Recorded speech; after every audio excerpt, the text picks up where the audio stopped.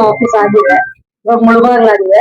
ಮುಂದಿನ ದಿನಗಳಲ್ಲಿ ಎಲ್ಲಾ ತಾಲೂಕಲ್ಲೂ ಪಕ್ಷದ ಕಚೇರಿಗಳನ್ನ ಮಾಡೋದಕ್ಕೆ ಆಲ್ರೆಡಿ ಮಾತಾಡ್ತಾ ಇದೀವಿ, ನಡೀತಾ ಇದೆ.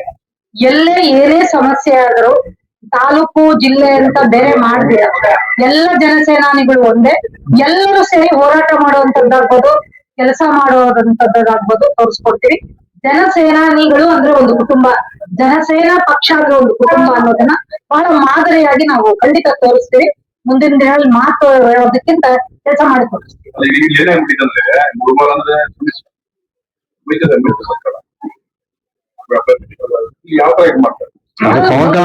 ಎಲ್ಲ ಕಡೆ ಇದಾರೆ ಮೈತ್ರಿ, ಎಲ್ಲಾ ಕಡೆ ಇದೆ ಇವಾಗ. ಎಲ್ಲಾ ಕಡೆ ಇದೆ. NDA ಅಂದ್ರೆ ಕಾಂಗ್ರೆಸ್ ಪ್ರಶ್ನೆಗೆ ಅವರು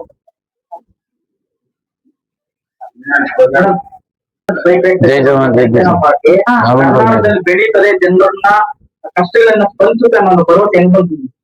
ಖಂಡಿತ ಬರುತ್ತೆ, ಯಾಕೆ ಬರೋದಿಲ್ಲ. ಇವಾಗ ಅಲ್ಲಿ ನಾವು ಸುಮಾರು ವರ್ಷಗಳಿಂದ ಜನಸೇನಾ ಪಾರ್ಟಿನ ನೋಡ್ಕೊಂಡು ಬಂದಿರುವಂತ, ನಾವೇನು ಪವನ್ ಕಲ್ಯಾಣ್ ಅವ್ರ ಅಭಿಮಾನಿಗಳಲ್ಲ. ಅವರ ಏನು ಸಿದ್ಧಾಂತಗಳನ್ನ ನೋಡಿ ಇಷ್ಟ ಬಿದ್ದು ನಾವು ನಮ್ ಕಡೆನೂ ಇಂತ ಒಂದು ಪಕ್ಷ ಬರ್ಬೇಕು, ಬಡವರಿಗಾಗಿ ಪಕ್ಷ ಯಾವ್ದಾದ್ರು ಇದೆ ಅಂದ್ರೆ ಜನಸೇನಾ ಅಂತ ನಮ್ಮ ಮನ್ಸಿಗೆ ಬಂತು. ಯಾಕಂದ್ರೆ ಇವಾಗ ನಮ್ಮಲ್ಲಿ ರೈತರು ನೀರಿಂದ ಎಷ್ಟು ಕಷ್ಟಪಡ್ತಾ ಇದ್ದಾರೆ, ಇವಾಗ ರೈತರ ಸತ್ರ ಎಷ್ಟು ಮಾತ್ರ ಯಾಕೆ ಬಂದು ನಿಂತ್ಕೊತಾ ಇದ್ದಾರೆ ಇವತ್ತು. ಅದೇ ಪವನ್ ಕಲ್ಯಾಣ್ ಅವರು ಸೋತೋದಾದ್ರು ಸಹಿತ ಅಲ್ಲಿ ಕವಲು ರೈತರು ಕಷ್ಟದಲ್ಲಿದ್ದಾರೆ ಅಂತ ಹೇಳಿ ಅವರ ಸ್ವಂತ ದುಡ್ಡಲ್ಲಿ ಲಕ್ಷಾಂತರ ಜನಕ್ಕೆ ಒಂದು ಮನೆ, ಒಂದು 3,000 ಕುಟುಂಬಗಳಿವೆ, ಒಂದೊಂದು ಕುಟುಂಬಕ್ಕೆ 1,00,000 ರೂಪಾಯಿ ಸ್ವಂತ ದುಡ್ಡಲ್ಲಿ ಕೊಟ್ಟು ಅವ್ರ ಬೆನ್ನೆಲ್ ಬಂದು ನಿಂತ್ಕೊಂಡು ಇವತ್ತು ಅವರು ಪ್ರತಿ ಕಡೆ ಮಾತಾಡೋದು ಬಡವರ ಪರವಾಗಿ, ಎಲ್ಲಿ ಅನ್ಯಾಯ ಆಗಿದ್ರು ಮಾತಾಡ್ತಾರೆ. ಎಲ್ಲೋ ಇದ್ದಂತಹ ಜನರಿಗೆ ಸಹಿತ ಅವ್ರ ಕಷ್ಟ ಅಂತ ಅವ್ರಿಗೆ ಗೊತ್ತಾಗಿದ ತಕ್ಷಣ ಹೋಗಿ ಸ್ಪಂದಿಸ್ತಾರೆ, ಅವ್ರ ಮನೆ ಬಾಗಿಲಿಗೆ ಹೋಗ್ತಾರೆ ಅಂತಂದ್ರೆ ಅವರ ವ್ಯಕ್ತಿತ್ವದ ಬಗ್ಗೆ ಮಾತಾಡಕ್ಕೆ ಆಗಲ್ಲ, ಏನು ಹೇಳಕ್ ಆಗಲ್ಲ. ನಾವು ಅಂತ ದೊಡ್ಡ ವ್ಯಕ್ತಿತ್ವ ಅವರದು. ನಮಗೂ ಅನ್ನಿಸ್ತು, ಯಾಕೆ ಅನಿಸ್ತಂದ್ರೆ ನಾವು ಕಳೆದ 25 ವರ್ಷದ ಬರೀ ನೀರಿಗಾಗಿ ನಮ್ಮ ಮೂಲಭೂತ ಸೌಕರ್ಯಕ್ಕಾಗಿ ಹೋರಾಟಗಳನ್ನ ಮಾಡ್ಕೊಂಡು ಬಂದಿರುವಂತವ್ರು. 165 ದಿನ 170 ದಿನ ಬೀದಿಗಳಲ್ಲಿ ನಿಂತ್ಕೊಂಡು ಅನಿರ್ದಿಷ್ಟವಾಗಿ ಧರಣಿಗಳು ಮಾಡಿರೋರು, ಪೊಲೀಸರ ಹತ್ರ ಏಟನ್ನು ತಿಂದಿರೋರು, 8 ಕೇಸಲ್ಲಿ ಹಾಕ್ಸ್ಕೊಂಡಿದೀವಿ ನಾವೆಲ್ಲ. ಇಷ್ಟಾದ್ರೂ ಕೊನೆ ಪಕ್ಷ ಸೌಜನ್ಯಕ್ಕಾಗಿ ಕುಡಿಯೋ ನೀರನ್ನ ಕೊಡ್ಲಿಲ್ಲ, ಒಂದು ಕರೆದು ಮುಖ್ಯಮಂತ್ರಿಗಳು ಮಾತಾಡುವಂತ ಕೆಲಸ ಮಾಡ್ಲಿಲ್ಲ ಅಂದ್ರೆ ನಾವ್ ಎಲ್ಲಿದ್ದೀವಿ ಇವತ್ತು? ಕಾನೂನು ಎಂತ ಸುವ್ಯವಸ್ಥೆ ಇದೆ ನಮ್ಮಲ್ಲಿ, ಯಾವ ರೀತಿ ನಡೀತಾ ಇದೆ. ಮನೆಯಲ್ಲ ಚಿಂತಾಮಣಿಲಿ ತಂದೆ ಹೆಣ್ಮಕ್ಳು ಬರ್ತಿದ್ರೆ ಚುಡಾಯಿಸ್ತಾರೆ, ಹೇಳಿದ್ರೆ ಅವ್ರ ಮನೆಗೆ ಹೋಗಿ ಹೊಡಿತಾರೆ, ಅವ್ರನ್ನ ಚಾಕು ತಿನ್ನಿತಾರೆ. ಅಂದ್ರೆ ಕಾನೂನು ಸುವ್ಯವಸ್ಥೆ ಎಲ್ಲಿದೆ ನಮ್ಮಲ್ಲಿ? ಹೆಂಗೆ ಬದುಕೋದು ಹೆಂಗೆ ನಾವೆಲ್ಲ? ಮುಂದಿನ ಪೀಳಿಗೆ ಉಳಿಯುತ್ತಾ ನಿಜವಾಗ್ಲಿ? ಡ್ರಗ್ಸ್ ಮಾಫಿಯಾ ಜಾಸ್ತಿ ಆಗಿದೆ, ಎಲ್ಲರೂ ನೋಡಿದ್ರು ಅನ್ಯಾಯ ಇದೆ. ಇದೆಲ್ಲ ನೋಡಿ ನಾವು ಬಹಳ ಬೇಸತ್ತು ಇರಲಿಲ್ಲ, ನಮಗೆಲ್ಲ ನಕ್ಷತ್ರ ಅಂತ ಕಾಣಿಸ್ತಿರ್ತೇನೆ. ಖಂಡಿತ ನಾವೆಲ್ಲ ಜನಸೇನೆಗೆ ಗೊತ್ತ ಮಾಡ್ತೀವಿ. ಪಕ್ಷ ಆಲ್ರೆಡಿ ಬರುತ್ತಾ ಅಲ್ಲ ಬಂದಿದೆ. ನಾವೆಲ್ಲ ಜನಸೇನಾ ಕಾರ್ಯಕರ್ತರು ನಾವು ಕೆಲಸ ಮಾಡಿ ತೋರಿಸ್ತೀವಿ.